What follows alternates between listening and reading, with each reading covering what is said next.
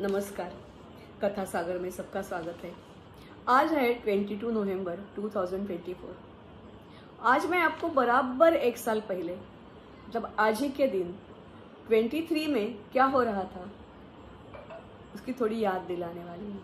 काहे के लिए हम मुंह से तो बोलते हैं, फिर भी हमारे काम धाम में हम भूल जाते हैं। क्योंकि उस दिन सारी न्यूज़ वाहिनी, हिंदी खास करके, और न्यूज़पेपर्स एक ही बात की फ्लैश हो रही थी, राजौरी का ऑपरेशन। और उस दिन हमने हमारे 2 ऑफिसर और 3 अतिरिक्त जवान गंवाए थे। वो क्या थी न्यूज़, और उनके घर में क्या माहौल होगा, नहीं, हम इमेजिन नहीं कर सकते हैं। हम तो भूल जाते हैं मतलब ऐसे तो भूलते नहीं हैं। It is our duty to pay homage to them every day. जब भगवान की प्रार्थना करते हैं तो रोज ऐसे लोग जिनके वजह से हम आज जिंदा है, आज का दिन देख सकते हैं, उनका स्मरण जरूर करना चाहिए। तो उसी दिन क्या हो गया था वो हम पहले देखेंगे। आज ही के दिन आतंकवादियों को फ्लश करते समय हमारे ये जहाबाज ऑफिसर कैप्टन शुभम और कैप्टन प्रांजल वीरगति प्राप्त हो गए थे। उनके साथ उनके और साथी भी थे, हवालदार अब्दुल मसीद और लांस नायक संजय बीस्ट, पैराट्रूपर सचिन लाई। क्योंकि ये जॉइंट ऑपरेशन था 62 PR, Jammu and Kashmir police and 9 para का। बहुत बहादुरी के साथ उन्होंने राजौरी सेक्टर, और उसमें भी एक कालकोटे नाम का एरिया है, बहुत गंदा जंगल है, उधर जो आतंकवादी घुसे थे उनको बाहर निकालते एक्शन करते इन प्राणगति वीरगति प्राप्त हो गए थे। उनका शव दिल्ली में लाया गया था। मरणोपरांत उनको सेना मेडल भी दे दिया गया। दिल्ली के सारे रास्ते बस एक ही जानते थे, एक ही नारा सुनते थे, कैप्टन अमर रहे, भारत माता की जय। सारे लोग उनके घर जा रहे थे, मुख्यमंत्री खुद भी वहाँ गए। बाद में उधर का जो एक मेट्रो स्टेशन है, वो मेट्रो स्टेशन को उसका नाम दे दिया गया।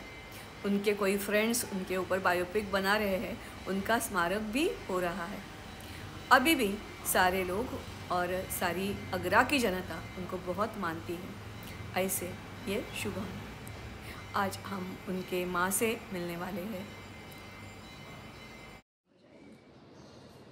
नमस्कार, कथा सागर में मैं मेरे जैसे और एक माँ और एक लाडला भाई उनको साथ में लेकर आई हूँ। नमस्कार, मैं कैप्टन शुभम गुप्ता मदर्स। मैं ऋषभ गुप्ता, कैप्टन शुभम गुप्ता का भाई। तो आज हम उनके साथ कुछ बात करने वाले हैं, अब जरूर सुन लीजिए। ये तो सारा हमने देख लिया, स्टेशन बन गया, स्मारक भी बन गया, और योगी जी तो आपके घर आए थे। तो फिर क्या लगता है, हमारी जख्म इससे भर जाएगी या अश्वत्थामा के जैसे हम जिंदगी भर वही लेकर रहेंगे? नहीं, ये तो जख्म पर मलहम लगाने के बराबर है। ये तो पीड़ा दर्दनाक और कभी ना भूलने वाली चीज़ें, और बचपन की कुछ मुझे बातें बताइए ना। और बहुत ही अच्छा और इतना लाडला प्यारा बच्चा मैं जीवन में कभी नहीं भूल सकती उसे। और मुझे पल पल याद आता है, जब याद आता है तब ऐसा नहीं है कि लोगों को दिखाने के लिए उसका दुख प्रकट किया जाए। मेरी ये दिल की बातें हैं, तो जब गुजरती है तो बहुत भूल नहीं पाती उसकी बचपन, स्कूलपन, और उसका आपको बता नहीं सकती। जो जब यादें आती हैं तो बहुत रोती हूँ। भाई आप कभी मस्ती करते थे या नहीं? हम साथ में गाना गाया करते थे। अरे वाह। साथ में गाड़ी में घूमा करते थे। इंतजार रहता था कि जब वो छुट्टी आएंगे तो घर में एक आयोजन सा होता था, मनोरंजन होता था, सबको इंतजार रहता था घर में आने का। कौन सा गाना दोनों को पसंद था? हम लोग साथ में कैलाश खेर का गाना गाया करते थे। कौन सा? तेरी दीवानी, वो हम बहुत गाते थे साथ अच्छा। में। हाँ, और तो बस वही, अब भी मैं गाने गाता हूँ, बस वो नहीं होते आसपास, तो बस ये लगता है कि शायद सुन रहे हो कहीं पे, या फिर लगता है कभी कभी कि हाँ शायद साथ ही आसपास है, अभी आके साथ में गए? वैसे तो ऑपरेशन के पिक्चर हमको ज़्यादा नहीं मिलते हैं, छोटा सा पिक्चर जो मुझे मिला वो मैंने लाया है। कभी भी जब ये छोटे छोटे बच्चे बोलते हैं मौत आएगी तो मौत को भी हम मारेंगे, तिरंगा फैला कर आएंगे या तिरंगे में लपेट के आएंगे, और जब भी ऐसे तिरंगे में लपेट के अपने घर वो आता है तो घर में सारा माहौल ऐसे ही होता है। ये जो गुप्ता फैमिली है ये यूपी में आगरा में ताजगंज जो एरिया है वहाँ रहती है। उसके पिताजी लॉयर थे और माँ, उसको भी गाना बजाना बहुत अच्छा लगता था, वो हारमोनियम बजाती भी थी। उसका भाई और वो बहुत एक साथ मस्ती करते करते बड़े हो गए थे। उसका जन्म हो गया था 7 अक्टूबर 1995। खाली 28 साल की उम्र में उसने देश के लिए कुर्बानी दे दी थी। वो सेंट जॉर्ज इंटर स्कूल में जाता था। उधर पास आउट होने के बाद कैसे पता नहीं कभी कौन मिला, कैसे प्रेरणा मिली बोलना बहुत मुश्किल है। फिर उसको लगा नहीं हम आर्मी में ही जाना चाहिए, और उसने जो टेक्निकल एंट्रीज होती है वो टेक्निकल एंट्रीज का फॉर्म भर लिया और उसका सिलेक्शन भी हो गया। वो साल था 2015।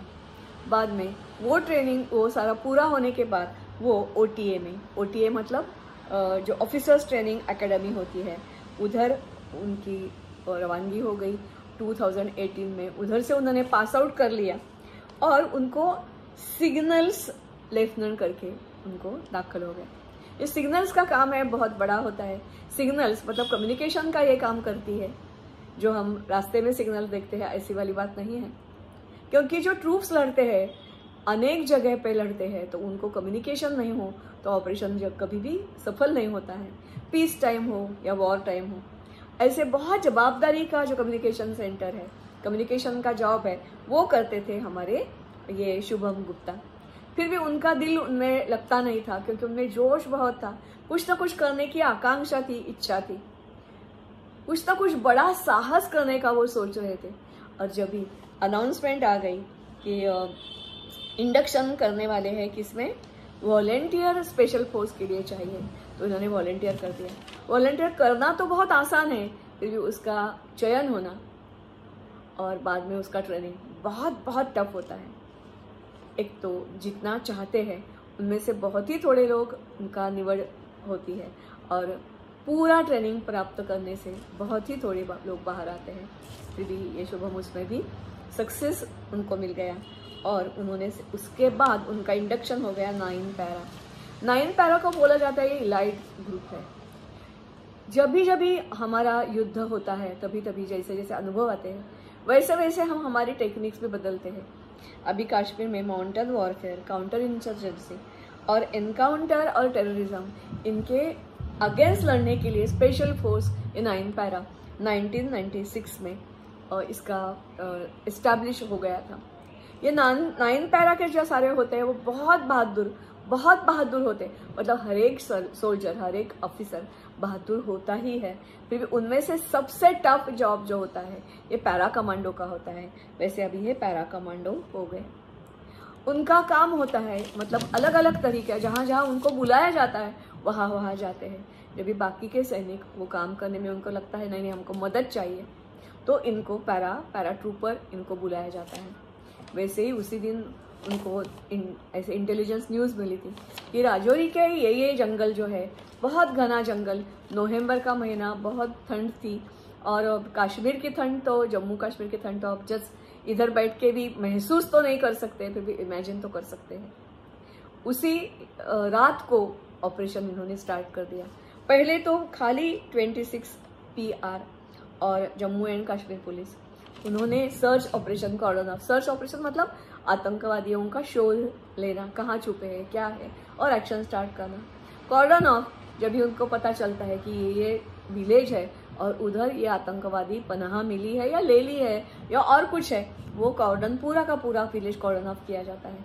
और उधर आर्मी जाती है, सब लोगों को सूचना दी जाती है और सब लोगों को बाहर बुलाया जाता है इसके लिए कि कोई भी नागरिक जो आतंकवादी नहीं है उसको कोई ईजा ना पहुंचे। जैसे ये लोग गए, मतलब 62 PR और जम्मू कश्मीर के पुलिस, वैसे उनको पता चला कि उधर एक ढोल बोलते हैं उसको, DOLE डोल। वो एक जैसे गवत और मिट्टी उसे थैच किया हुआ एक बहुत बड़ा गोल जैसा एक घर होता है। उसको गोल ऐसे घर में ही कमरे कमरे कमरे कमरे अलग होते हैं। तो उनको पता चला कि उसमें ये आतंकवादी छुपे हुए हैं। जब भी उनको लगा कि ये ऑपरेशन, क्योंकि वो रात का टाइम है, रात के टाइम में वो पलायन करने की कोशिश करते हैं, और जब भी पलायन करने की कोशिश करते हैं तो बहुत बहुत कड़वे होते हैं और बहुत मतलब क्या बोलूँ, उनको कुछ नहीं, खाली हमको भागना है और जितना नुकसान भारत का और भारतीय सेना का करना है उतना ही उनका सोच होता है। तो 9 पैरा भी उधर आ गए। जैसे वो घर के पास पहुंचे तो सारे लोग, पहले विलेज तो कॉर्डन कर ही लिया था, अभी वो घर से बौछार होने लगी और जैसे मतलब हम बोलते हैं ना बारिश जैसे अंदर से सेना के ऊपर जब ये हो गया तो captain Shubham he was leading the 9 para. सो वो उनकी जिम्मेदारी थी कि सारे मेरे साथ जो सोल्जर्स हैं उनकी जिम्मेदारी मेरी है। और प्रांजल तो पहले ही उधर गए हुए थे, वो भी फंसे हुए थे। तो इन लोगों ने अंदर जाने का और उनको रिटेलिएट करने का, आंसर देने का प्रयास किया। और बाद में ऑपरेशन तो सफल हो गया, फिर भी ये ऑपरेशन में हमारे जैसे पहले बोला था कि कैप्टन शुभम, कैप्टन प्रांजल और उनके साथी हवालदार अब्दुल मसीद और लांस नायक संजय सिंह और पैरा ट्रूपर सचिन राय, ये भी देश के लिए कुर्बान हो गए। देखो ये तो कोई इजी, अरे उसने आर्मी का जाने में कैसे सोचा, क्योंकि आपके फादर तो is a very big lawyer. तो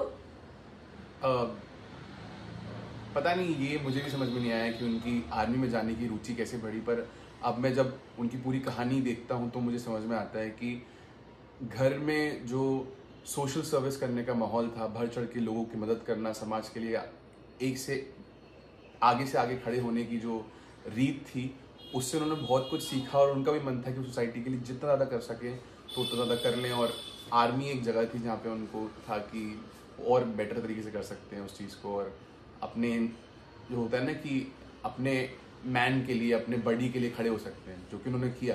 किसी बडी को गोली लगी तो उसको बचाने गए और उसमें आत्मघात होके वो उन्होंने सर्वोच्च बलिदान दिया। शुभम तो 9 पैरा के थे। 9 पैरा के बारे में बोला जाता है they are known for gallantry and daredevil operations, commando operations in challenging situations. मतलब जब भी चैलेंजिंग सिचुएशंस होते हैं तो उसमें खड़े उतरते हैं और उनको सेना मेडल तो मिल गया, commendable gallantry, devotion of the duty and supreme sacrifice. हमको लगता है कि हर घर में शुभम पैदा होना चाहिए। आप मेरे से ज़रूर सहमत होंगे। तो आज शुभम को हम श्रद्धांजलि अर्पित करते हैं। उनके जैसे सारे जिन्होंने अपने देश के लिए कुर्बानी दे दी थी, उन सबको प्रणाम।